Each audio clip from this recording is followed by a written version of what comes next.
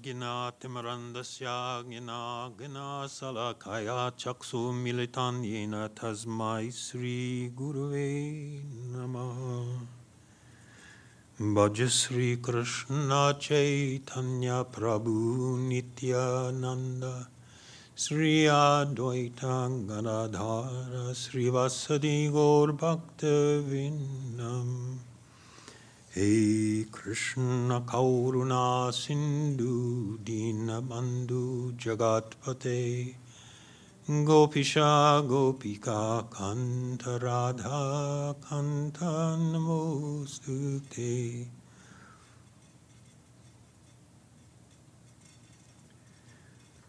Well, good evening. What would you like to hear?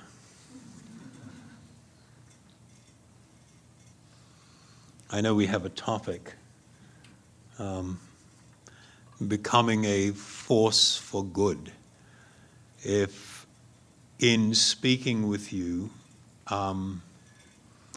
you want to ask clarification or a question on anything, then please feel free to do that.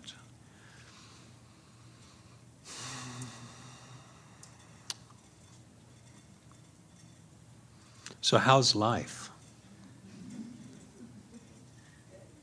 What do you think? How's it going? When you look around you and you consider, at least in your own lifetime, where we've come from and where we're possibly heading, what do you think the outlook is?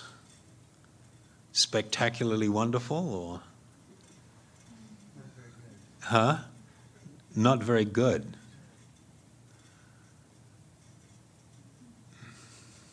Does everybody kind of share that opinion, or not really? I saw a documentary, it was a couple of years ago, and they do this, remaking of Woodstock every so many years. And they did this documentary on the last two remakes of Woodstock. And then behind the scenes, they're interviewing most of the young people not most, some of the young people that were on the staff organizing the festival and some of the people at the festival. And I was actually really deeply saddened by their responses.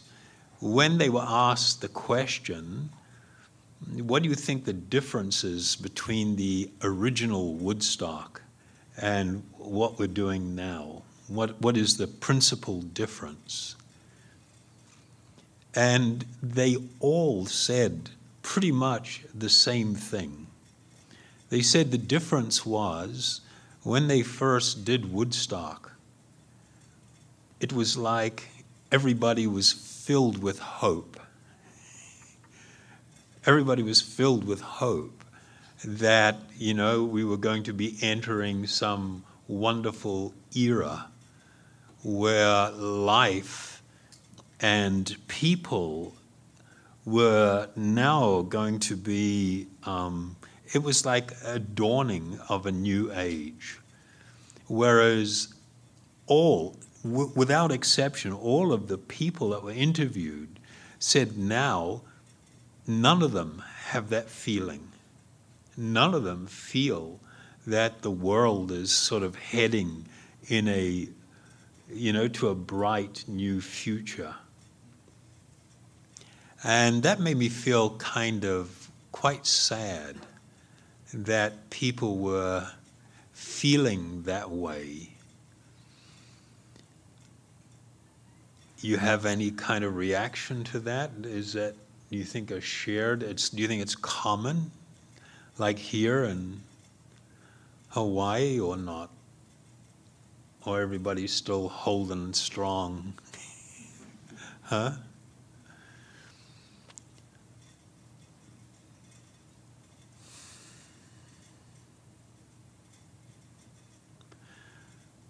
One of the principal reasons that we may fail in an attempt to create a better world, a better life for ourselves, is because we exist in a certain paradigm, a certain type of thinking. And I'm not talking about, cultural things. I'm talking about something really much deeper than this. The yoga system, and we're talking, when I say the yoga system, I'm addressing all of the different types of yoga that may be practiced. They do have this common thread. And the common thread has a lot to do with the way people see themselves, the way they see the world. If we ask most people, what do you think about the condition of society now?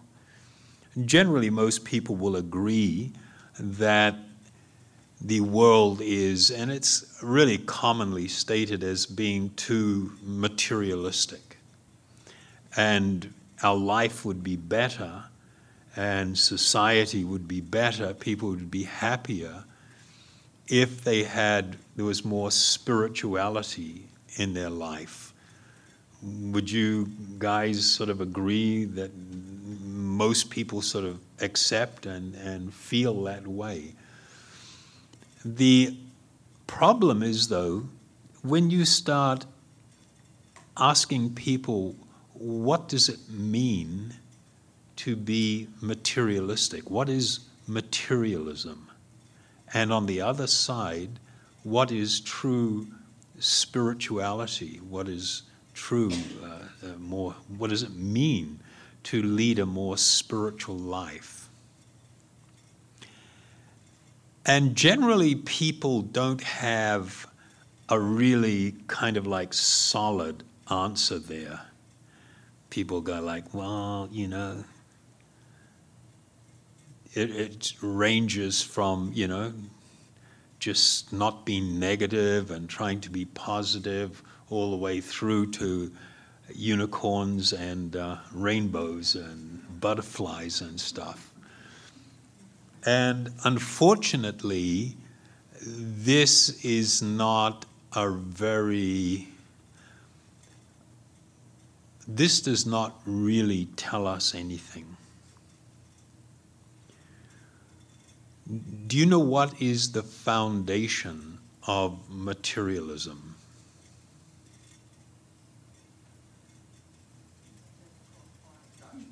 Huh? Attachment? Huh?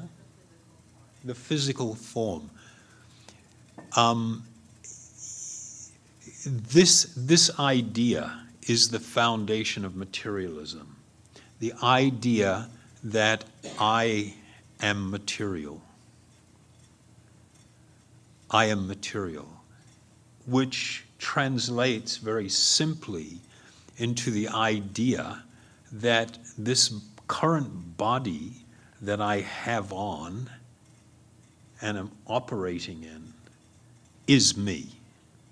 This body is me. And so when people are generally asked to identify themselves, it's actually, it's not just a social norm. There is this experience. I mean, you ask people, if I give you a piece of paper and I ask you, please describe yourself, what's the first thing you're normally going to write? Huh? Yeah, I am. And then what? They'll say a name, an age, perhaps a racial extraction, a height, a weight, a complexion. People, I'm this. And what is really astonishing is when a person up and leaves their body, when the body is left behind, you can take that list and run down the checklist, and everything on it is still right there in front of you. But the person is left. We're talking about big time. Elvis has left the building, like seriously gone. And this vehicle has been left behind. And it's astonishing because my whole life I have lived this completely erroneous idea that this is me.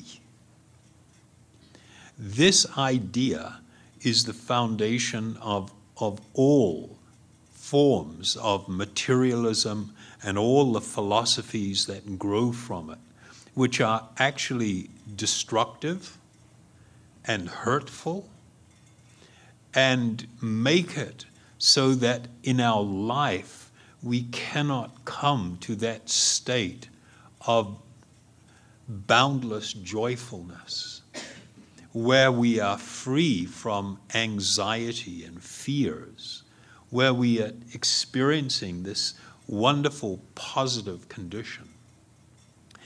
This, the foundation of spirituality, on the other hand, is the recognition that I am a spiritual being. I am temporarily inhabiting this body, and this body is on a roller coaster. There are going to be highs and there are going to be massive lows. And at the end, it just starts crapping out big time.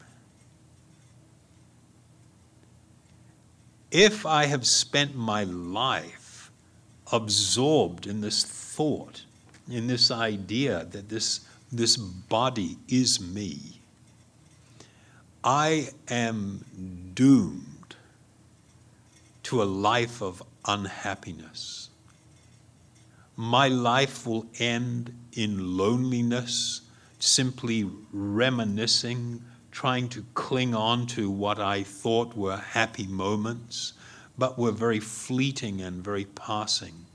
Is this too much of a bummer for anyone? Or are we okay? We're okay? Okay. I'm the bummer guy, all right? No, if we don't recognize certain realities, then it becomes actually quite difficult to really address the need for change and how change and transformation can take place. So when a person, is overwhelmed, I mean, it's, in the yogic, what is that? It's just the wind? Are you okay back there?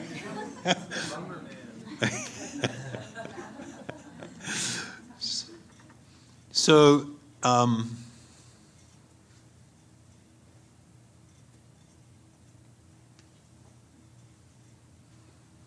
there are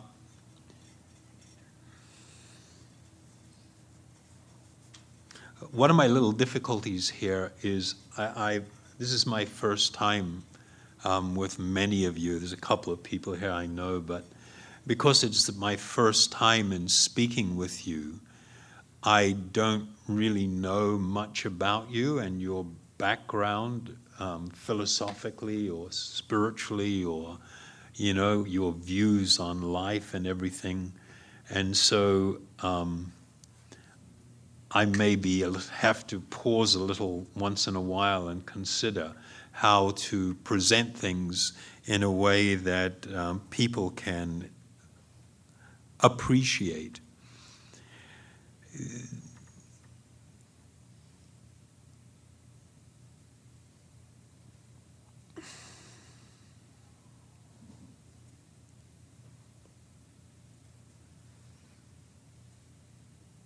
From the spiritual point of view, from the yogic point of view, life and consciousness is the symptom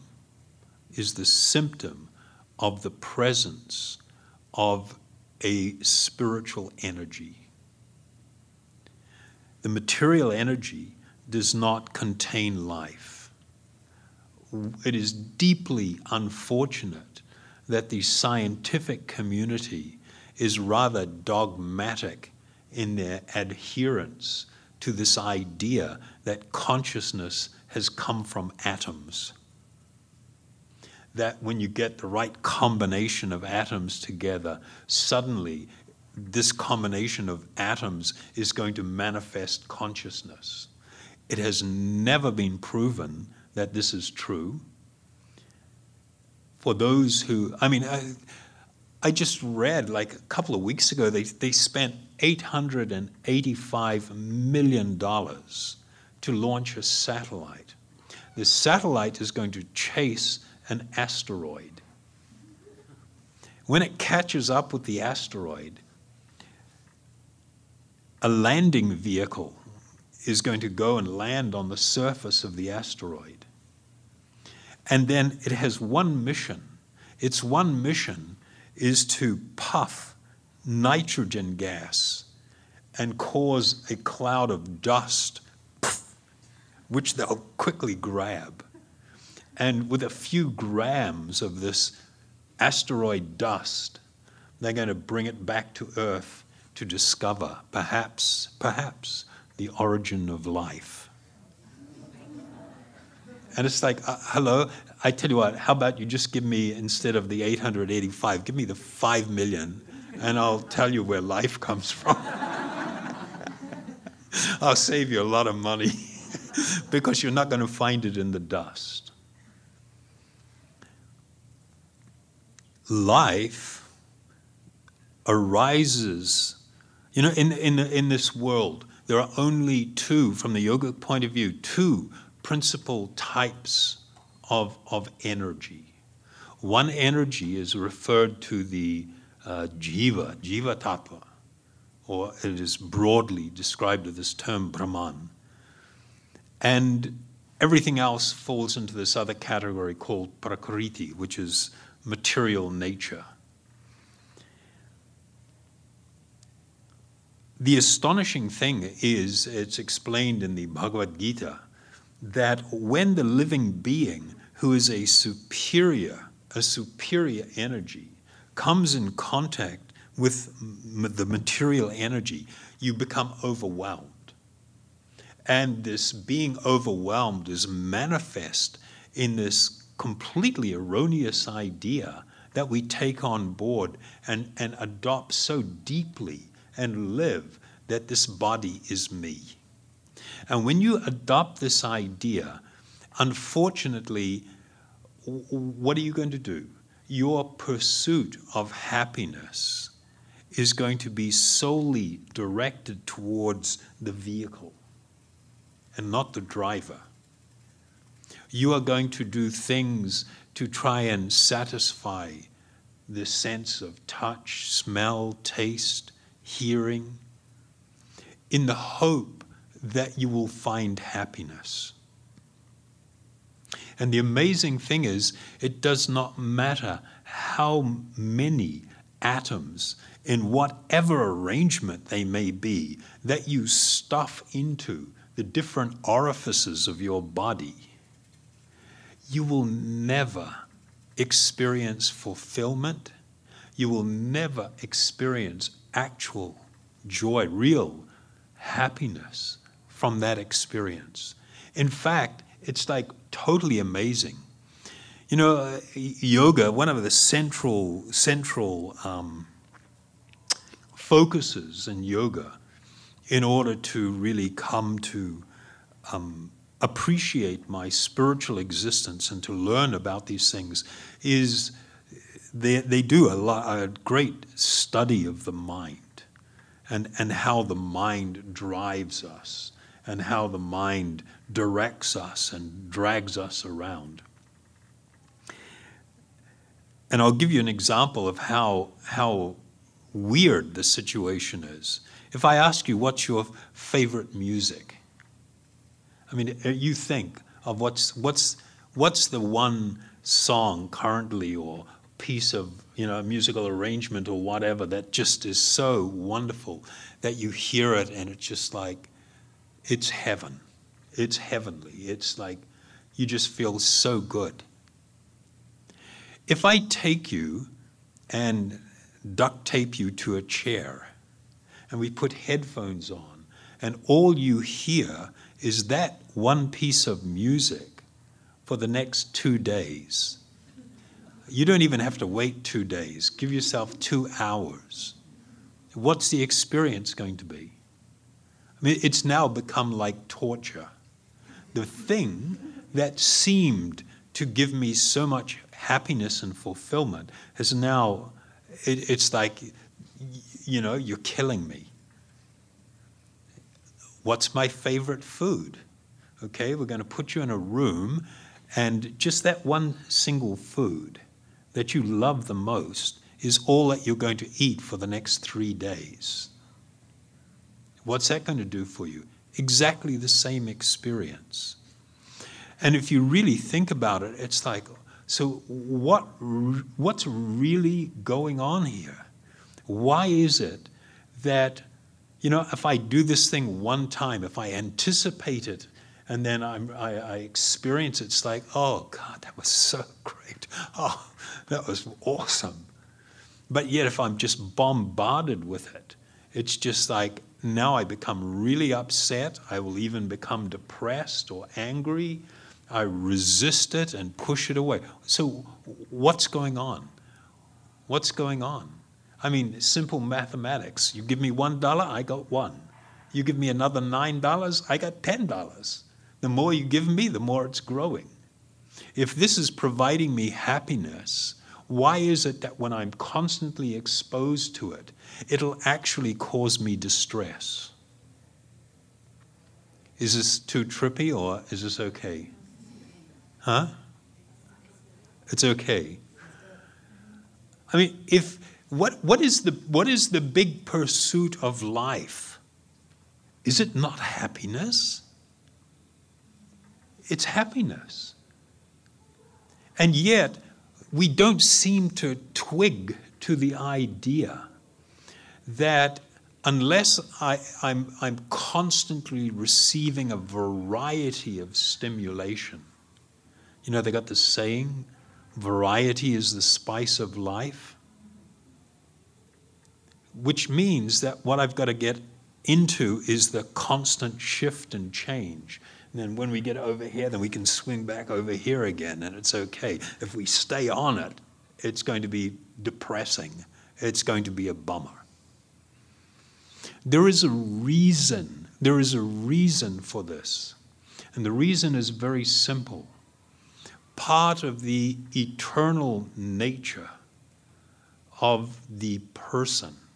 Well, let me just step back a little bit further. Our spiritual identity, when we ask people, what is it? If you accept that perhaps you're not the body, then what exactly are you? And most people are like, and some people throw out a word like a soul or a spirit soul, let's get that together. But it's kind of like there is no really clear understanding and appreciation. It's kind of like the, what's that? The Energizer bunny, right? It's like you got some batteries in the Energizer bunny and the bunny's going for it with a simple, And then if you take the batteries out, it's kind of, you put the batteries there and I'm like, God, batteries, that's not doing anything for me. And look at the bunny, whoosh, it just fell over. That's not moving around or doing anything anymore. And so I'm thinking that's pretty useless and that's also pretty useless. But when I join them together, maybe I've got something that's worthwhile. And many people, unfortunately, erroneously think that somehow there has to be this combination of some energy source with this body to make a complete person. The spiritual reality from all yogic scripture is that the energetic source, the life source of this body is what is called in Sanskrit a Purusha. This word Purusha literally means person. The body is not a person. The person is the one that's hanging out inside and completely lost the plot and thinking that the body is actually me. This Purusha, this living being, this spiritual entity, has a nature. And the nature of that entity is that you should be existing in a state of limitless happiness. That's why we are driven always to be looking for this happiness, looking for this fulfillment, because we are not actually experiencing. I can do all kinds of things with this body. I can just stimulate it like crazy. I can do all kinds of even totally weird stuff with it. It can get really out there. But in spite of all this experience, when I am left alone in my bed at night, I feel unfulfilled. I feel that I am not being touched in the core of my being. This Purusha, or living being, the spiritual entity, also has another nature. This other nature is the desire to love. It is not just a desire, it is a spiritual need. It is part of your spiritual, the reality of who you are, to both love and to be loved. The problem comes when we have adopted this erroneous idea that this body is me. The body is me. And when I do that, then I will seek to fulfill both the need for happiness and this need for love through the vehicle of this body. And in my search for love, how does that one turn out for everyone? I'm not talking about at the moment. How does it turn out? A little bit long term. Look at anybody that you know, your parents, brothers and sisters, friends, relatives, people that you actually know very intimately. How does that one work out? Spectacularly wonderful or not quite? So these needs that drive us are actually spiritual needs. But if we exist in a world, in a paradigm, where I take this temporary body to be me, and I am seeking to fulfill real spiritual needs, the need for happiness, the need for love, if I seek to fulfill that solely on this plane, the material plane, I'm sorry, you're going to come up empty-handed. Your life will be not overly wonderful. Even if you have a long-term, very pleasant relationship, then you are faced with being torn away from your partner in life through the experience of death. And from the yogic perspective, that's not the end of things. This is the beginning of something else, an ongoing cycle.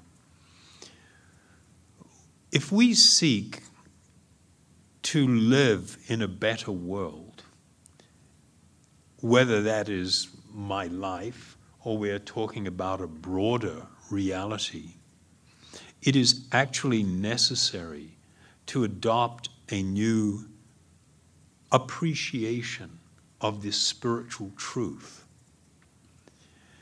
The process of yoga is meant to be a process of purification.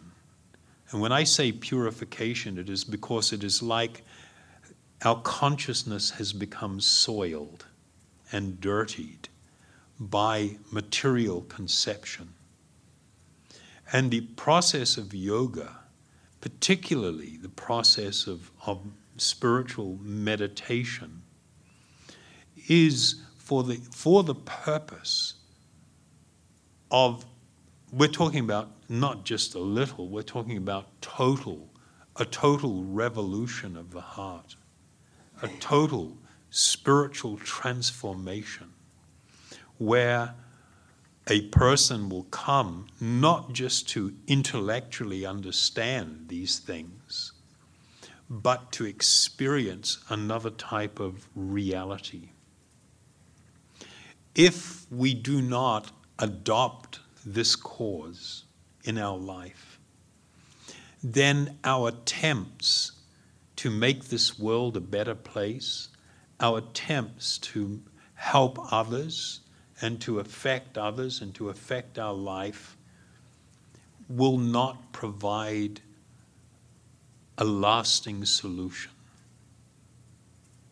I am not discouraging people from acting more compassionately, in a more caring way with one another. That is actually essential.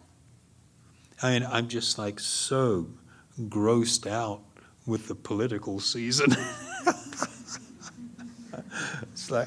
It's just like overwhelming, you know, and you see this slide because of people adopting false ideas. I am, you know, like a Republican, I am a Democrat.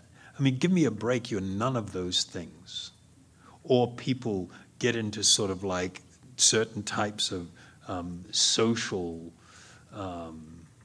constructs. I am this and I am that. You know, it does not lead to anybody's actual welfare. It becomes a bitter fight. As soon as I'm seeing difference, it gives me a reason not to empathize. It gives me a reason to feel superior or to want to punch back or to lash out. As soon as I'm seeing difference, if one cultivates a genuine spiritual practice, one of the side effects is that there will be this appreciation of a commonality, that on a spiritual level, we are all brothers and sisters. On a spiritual level, we all go through the same stuff. We all unnecessarily suffer. We unnecessarily face frustration, disappointment, fears, anxieties. And the more that you identify with the body and the labels attached to the body, then the heavier that experience is going to be. So, is this kind of a bit too heavy or what? Or okay with it? Or I'm not sure what you're expecting. I mean, sometimes people get really upset. It gets a bit heavy sometimes. I kind of get down on some of the ideas that are commonly masquerading as spiritual ideas that are really, really counterproductive, that are going to lead to people's increased unhappiness. This is actually a really big, quite a big subject. And we're barely scratching the surface of it. But I guess one of the main messages that we would like to be able to share tonight is that whatever you're experiencing, it doesn't have to stay that way. There is another choice. And that other choice has to do with seeking out actual truth, to cultivate a friendship with those who share this truth, this spiritual truth, and to adopt a personal practice in your life that will be transformative. A little earlier, you were practicing this kirtan meditation.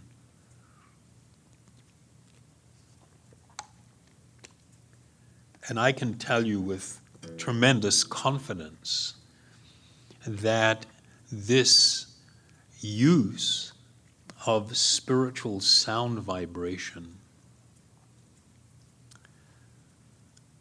is one of the most potent practices that will bring tremendous personal transformation. And that transformation is not coming from outside. It's not adopting, doing things this way instead of doing things that way or whatever. We're talking about something that actually begins to grow from inside and brings with it very mature spiritual realization. When a person actually adopts a proper spiritual practice, a personal spiritual practice, it usually does not take very long for transformation to start. And it gradually causes a person to completely look at this world differently than they used to. It causes people to interact with others differently than they used to. You will have a real spiritual foundation that directs you in your decision making and brings you to a point, not way down the road. It is a gradual unfolding and a taste of genuine spiritual peace and happiness. So, do you guys have any questions? I mean, we're talking about things a little bit in detail, but actually in somewhat of a broad way. And like I said, it was because of my lack of familiarity with you individually. But I'm really open to, if anybody has any questions or something that they would like to hear about, even if it's not a specific question, but something of interest that they'd like to hear. Before I do that, I'll just let you know, I've had the tremendous fortune of a very wonderful life. I was born in New Zealand, and I grew up in like a little tiny town, 3,000 people. And I just used to spend all my time going like, what the hell is this all about? What is this for? What is the purpose of this? And I was like so desperate for answers. And just by chance, I stumbled upon a book on yoga, and I started practicing more of the Ashtanga yoga process. And it was like I went through a couple of years of really amazing experience, but I was feeling very,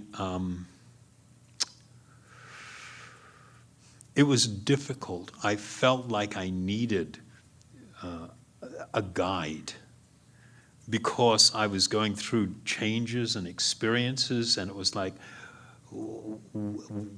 is this the right way?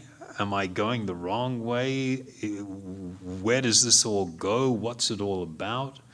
And I had this terrible experience. I would, every time I'd hear there's some like really heavy guy or lady somewhere, somebody's really got something going on, off I'd go chasing after this person, and then kind of like submissively, sitting there listening and everything. And I was just like one disappointment after the other. A lot of people were just faking it. And I was having personal experiences that were, I could tell when these guys were talking about stuff sometimes that, this is just talk. And I got to the point in my life where I was thinking, oh my God, this is really unfortunate. I don't think anybody knows what's going on. And it was kind of like, oh, what am I going to do now, But I have had the fortune of association with genuine spiritual personalities that have changed my life. And my life has been, just one of continuous awakening and continuous wonderful experience. So when I try to speak to you, I hope I don't come across as kind of like the know-it-all guy that, I really would like to share. I know what can make people's life better. And it's not just based only on my personal experience. We have a tradition that goes back thousands of years, this vast and profound knowledge that exists in the Vedas, the great yoga scriptures. And being able to study these things under the guidance of genuine spiritual people has touched my life so much. I mean, I came from this total reject background. I was out there like a real total space cadet. First time I read the Bhagavad Gita, I read it from beginning to end, and it was just like nothing. It was like, this is meant to be some heavy book, and it's like, I don't get it. There was nothing here that's really doing anything for me. But over my life, I have been fortunate to been shown the profound spiritual truth that exists there. I am utterly convinced by my own experience and those of many people that I've had the fortune of mixing with, that what I'm offering, this need for us to adopt a personal spiritual practice and to be guided is so relevant and important, and it will provide you with the very thing that you are actually looking for. Okay, so I'll just kind of throw it open if anybody's got a question about anything. And by the way, there's no dumb questions. Any questions that we have are really, really important. There is no such thing as a dumb question. Yeah. What's a spiritual practice? What is spiritual practice? Yeah. How much time do you have? No, I'm sorry. Spiritual practice. Okay. Have you heard this word karma?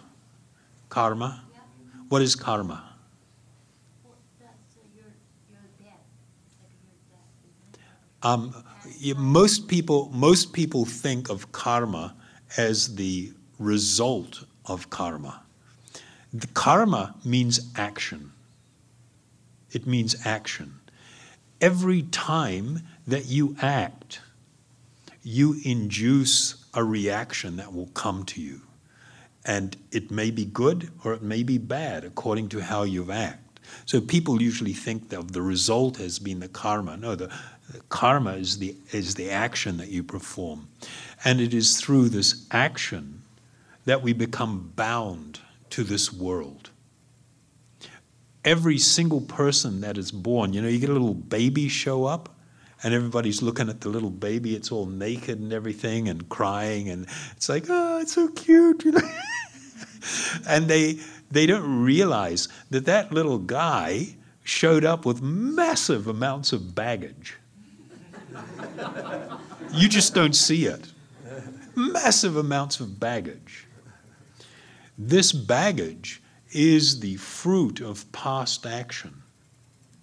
And I'm sorry, I'm going to have to probably, I don't know, some people may not like this. It doesn't matter how positive you want to be and how much good vibes you want to put out there. If you are going to be hit by a freight train, it's coming no matter what. Okay? You cannot positive think karmic reaction away. Doesn't work that way, sorry. You did it, you pay. You may be all warm and fuzzy now, it's still coming. It's still going to get you. There is a way to become relieved from the tremendous burden of past actions. And it's through a reorientation of our life, learning to live a life that has spiritual purpose. What do we live for now? Ourselves. Well, who do we live for? It's all about me. I call it my life. And if you get involved with me, you are my friend, my partner, my latest toy, my boss, my employee. It's all about me. It's like I'm the center of the universe. Right now, there's some guy sitting in Taiwan who thinks he's the center of the universe. There's another guy in Fiji, and it's not just one of them. It's like everyone. Everyone's walking around seeing that they are like the center of everything. With a spiritual life comes a humility that I am a tiny, tiny little spark, to the point of almost being insignificant, from one perspective, insignificant. I am living primarily for myself. If you look on the scale of what is spiritual and what is material, total materialism is complete self-centeredness. It's all about me. And total spirituality is when a person is actually completely selfless.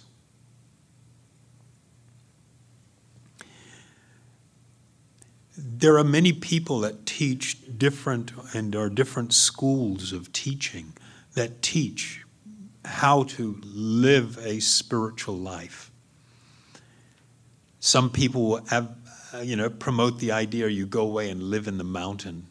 You live in a monastery, you refrain from all work, you just sit in silent meditation. That is not necessarily even spiritual at all, if it's still all about me. It is possible to live in this world and to adopt a much higher purpose for living, to have a different focus in life. And so spiritual life means the cultivation of practices and of hearing about spiritual subject matter that helps us refocus our life. You know what?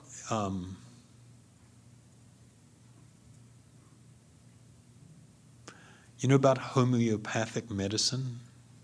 Have you heard of that? Homeopathic, okay.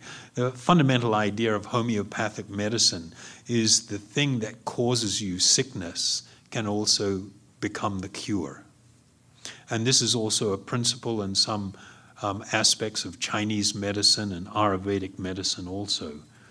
And one example is given in India, they give it in if a person eats too much milk products, sweets and yogurt and all this, gorges themselves, you end up with diarrhea.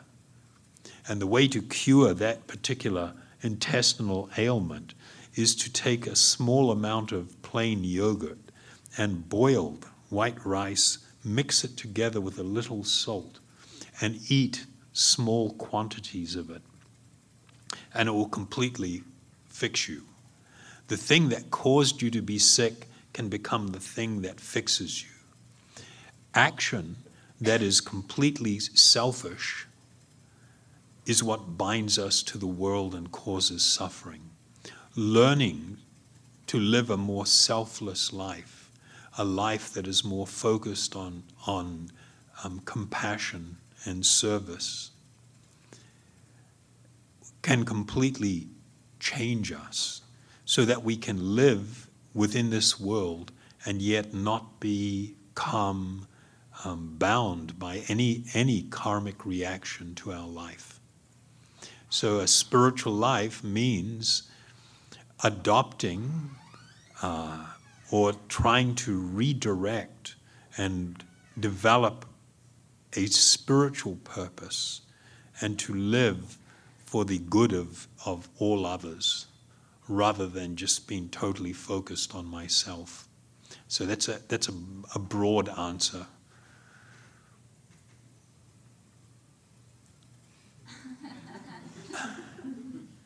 Because I love myself. You love yourself. Yeah, I love myself. What is love? Love means I want to be happy. I'm going to be happy that I can. But happy and love is different. What is love? Well, love is happiness is kind of equal to me, to me. Someone makes me Okay. happy, then Some people are probably going to get really bummed at me here. 1 second. You know, if you look at a dictionary definition of love, what does it tell us? What does it tell us? A feeling of strong or constant affection for a person. A strong affection felt by people who have a romantic relationship. I'll tell you a secret. You know what? Because we're running out of time. You know this whole self-love thing. This whole self-love thing actually came out of the 60s, and by the 70s it was becoming more mainstream. And then Whitney Houston blew it away, the greatest love of all, right? And you know what? I'm sorry. If you're going to think that self-love will bring you to experience the actual joy and happiness that you deserve, if you think that you will experience the sweetness of real spiritual love by just directing that desire at yourself, it ain't gonna happen. I'm sorry. Maybe for a little while you're gonna get an artificial high. But if you say, I love myself, what are you talking about? Who are you? Most of us think we're the body, and we're directing this love towards this bag of skin and bones we're hauling around. Like that is really going to give us some fulfillment. What's going to happen when your body is old and wrinkled and smelly and 85 years old, and you can't eat. You've got all kinds of problems with your bathroom habits. Nothing, the plumbing ain't working well anymore. You sit on a chair and you can't get up without some help. I mean, go hang out in an old age home. This is where it's all going. And if you tell someone that's lying there, suffering the reality of old age, oh, why don't you just love yourself? Shit, I'd rather love you. I hope that you do not, please, take offense. I am not wanting to speak in a way to cause you any distress. I'm speaking this way because time is short. We're running out of time here, although if anybody wants to talk a little longer, no problem. Time is short, and I must tell you what is the truth. I want you to be actually really happy.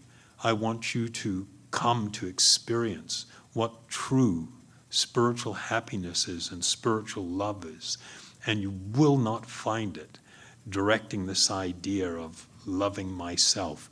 And what's just like so distressful, all the manufacturers, those people who are just trying to just drink your blood, they just come up with all of these, they latch onto this and they tell you, why don't you do yourself a favor, treat yourself, spoil yourself, pamper yourself. They're just right in on it.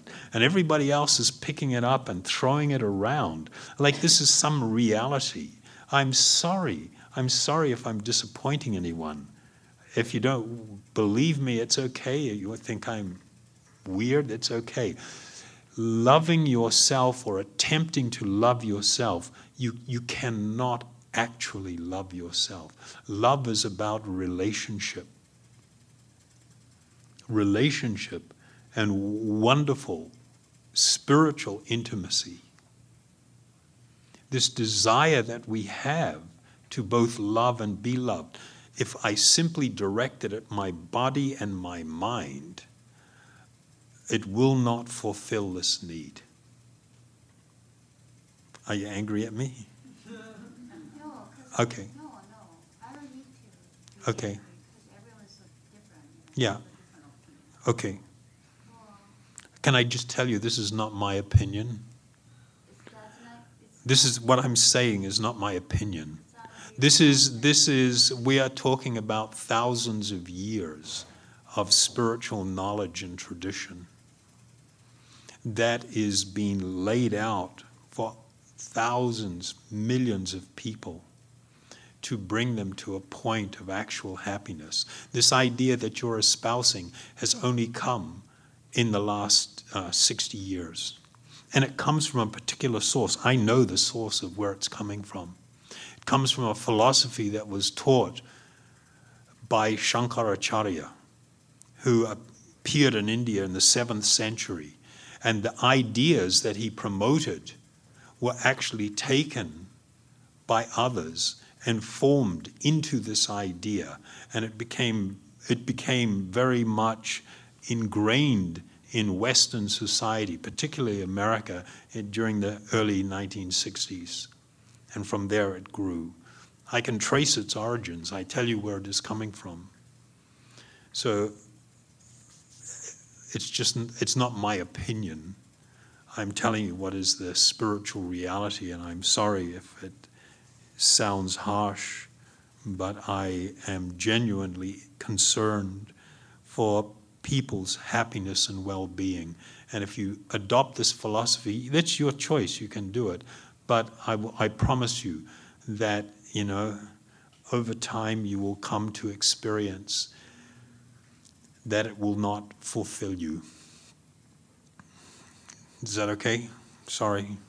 You can take it how you want it. I'm not sure how many people really sacrifice their life. I think a lot of people get upset when I say this stuff because it's become so widespread, but it's kind of like a disease that's actually leading people more towards the spectrum of self-centeredness. You know, selfishness doesn't just manifest like a spoiled brat. You know, we look at a spoiled brat, you know, throwing a tantrum in the supermarket who wants something and a mother won't buy it and they're, just, you know, we think of that as, you know, selfishness, or people that are abusive as being very selfish. But self-centeredness, when I'm thinking it's all about me and that I will fulfill the need for love within myself alone, this is a form of self-centeredness that takes us away from a profoundly wonderful spiritual experience. Anyway, food for thought. And please forgive me if I have offended you in any way. It's not my intention.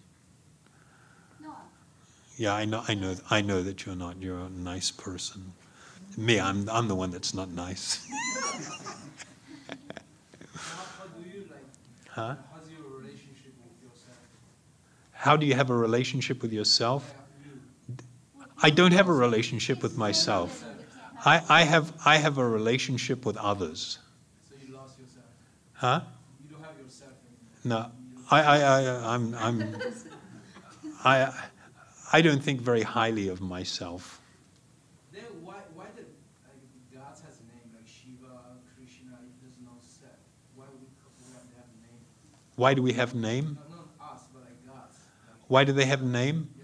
Yeah. Generally, these names are not just names. They have meaning.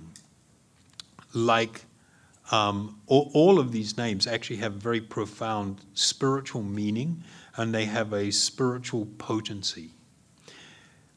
In this world, if I have a mango fruit, and then I have the name mango over here, and they're two different things. But when I say this name, mango, then I think of this fruit, and I think of what it smells like and tastes like. But if I say mango, mango, mango, mango, mango, mango, it doesn't put mango in my mouth.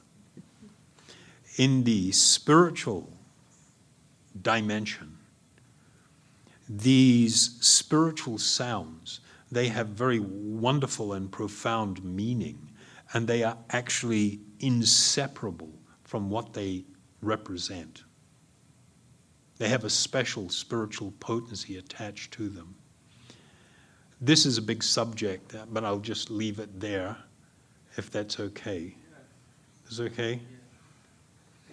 If you use these spiritual sounds, they actually have a very deep effect on the heart and on the mind. And they bring about actual spiritual realization. I can say mango all day, every day. I'll never get to taste mango. If I use these spiritual sounds, I will actually gain entrance into a spiritual world and a spiritual experience that will come with it. Sorry, I'm really confused because he just said that you said that there's no self. There's no self? Yeah, is that what you just said? Yeah, like he lost himself. He's saying that you're saying that there's no self. Oh, no, Earlier there you is a said- self. I'm sorry Oh yeah. if that was not clear. There is a self. You are the self. The self is a spiritual person. Personality does not come from the body.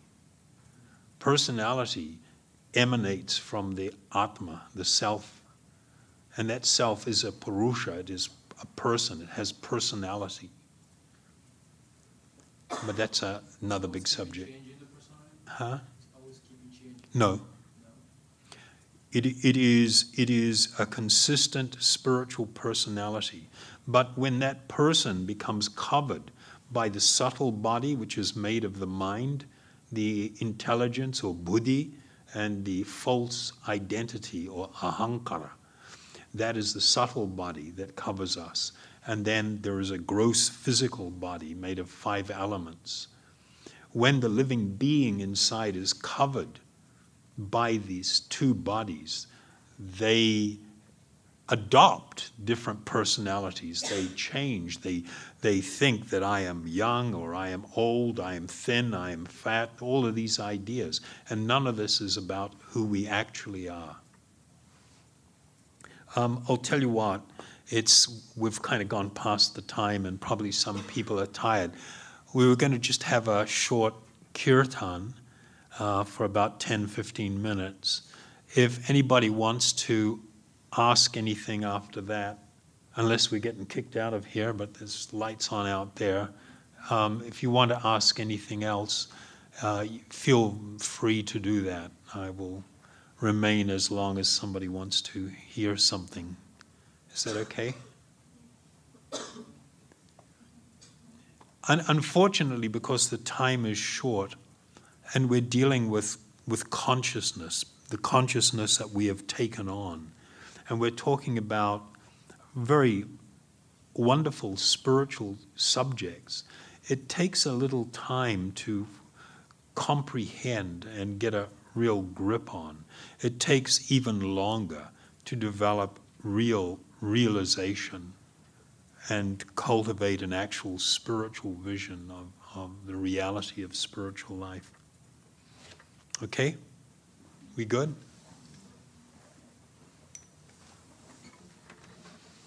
So we'll use the mantra Om Hari Om. And maybe I'll go into one of the ones these guys are doing.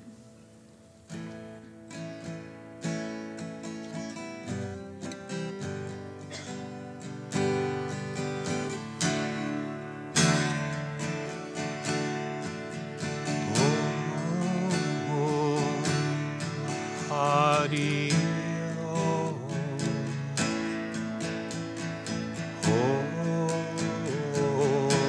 Hari Om.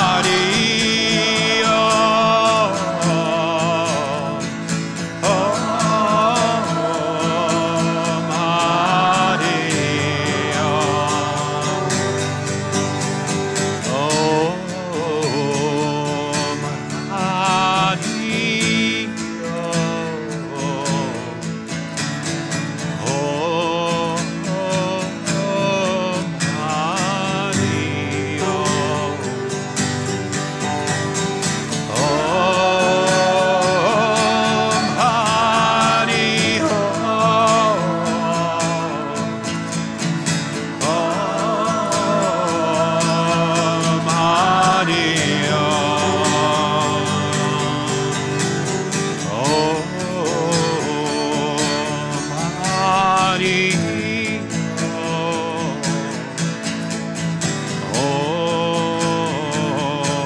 Hari Om.